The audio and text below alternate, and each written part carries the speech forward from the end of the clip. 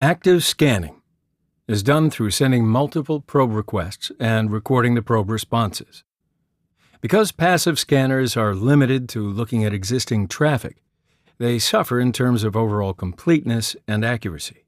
For example, a passive scanner can't detect an application that no one ever uses, and it can be fooled easily by a system intentionally spewing out misinformation and disinformation. The tools seen on the slide are a few examples of active scanning tools.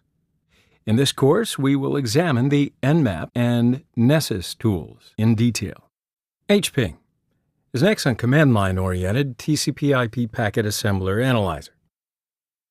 The interface is inspired by the ping 8 Unix command, but HPing isn't only able to send ICMP echo requests. It supports TCP, UDP, ICMP, and raw IP protocols, has a traceroute mode, the ability to send files between a covered channel, and many other features. So a subset of the stuff you can do using HPing: firewall testing, advanced port scanning, network testing using different protocols, TOS fragmentation, manual path MTU discovery, advanced traceroute under all the supported protocols, remote OS fingerprinting, remote uptime guessing, and don't forget TCP/IP stacks auditing. HPing can also be useful to students that are learning TCP/IP. Although it's a packet analyzer tool, it's widely used for DOS, denial of service, tests, and attacks to create IP-spoofed packets and send them to the target system. Let's see how we can use the HPing command to scan the network simply. Go to Kali and open a terminal screen. HPing 3 is embedded into Kali and defined in the path, so you can use it anywhere, just typing the name of the command, HPing 3.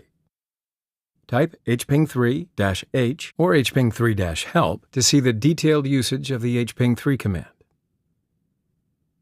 Let's look at a few parameters important for scanning mode.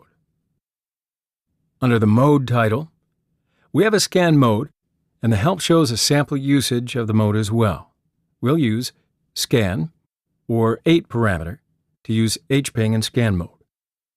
Under TCP UDP title, we have the parameters to set the flags of TCP or UDP packets. Well, you'll see the flags and meaning in this course in following lectures, so just see the HPing in action now.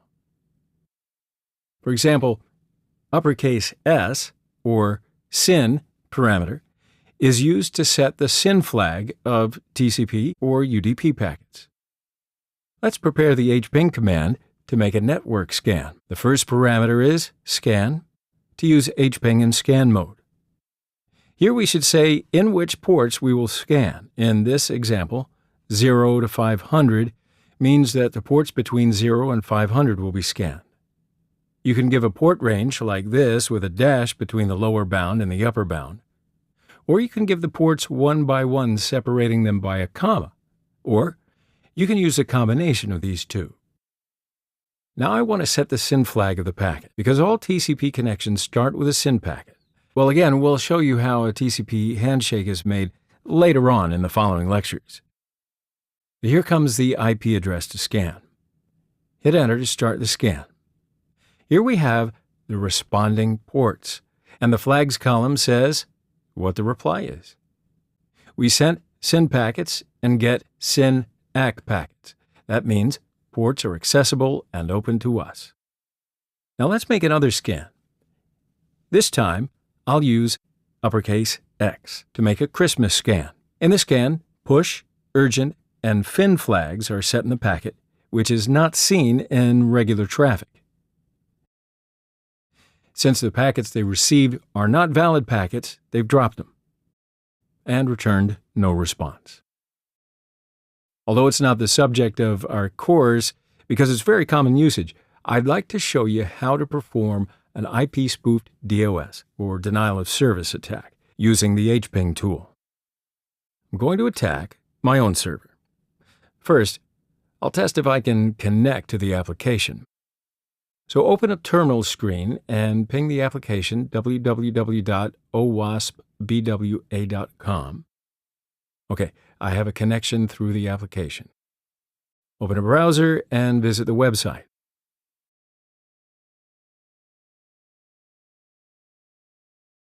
Here I click a few links to show the response time of the server. Oh, okay, it's really fast. It responds as soon as I click onto links. Now let's prepare the hping command to prepare a DOS attack. The first parameter of the command is -flood. You know what?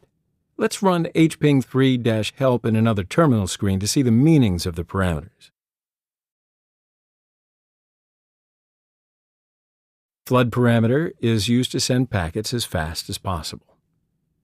To make it a SYN flood attack, I set the SYN flag using -s parameter. When I send a SYN packet, since it's a legitimate TCP handshake starter, the server will try to respond to all the packets at the start of the TCP communication. So the server will be very, very busy. -v is to open verbose mode. That means we'd like to see the results of sent packets. The next parameter is rand source. This parameter will randomize the source IP addresses as if they are requested by different systems.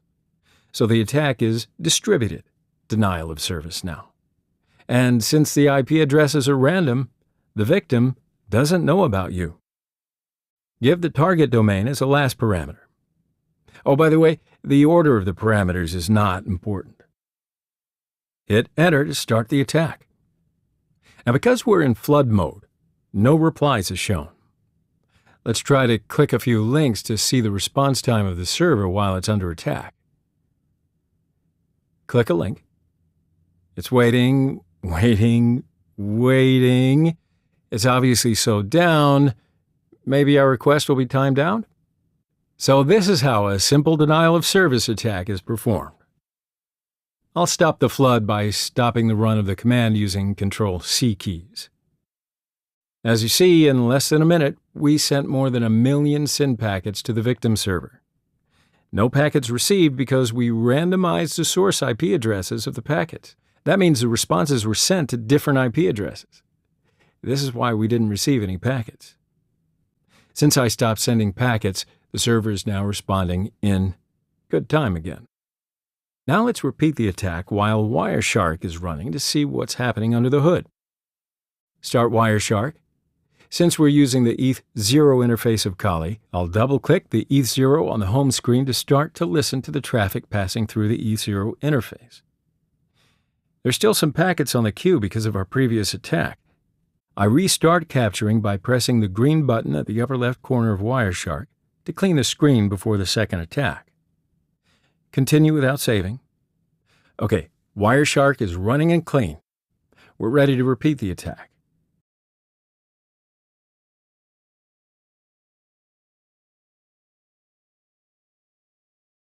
You can see the number of packets at the bottom of Wireshark. As you see, we sent hundreds of thousands of packets in seconds.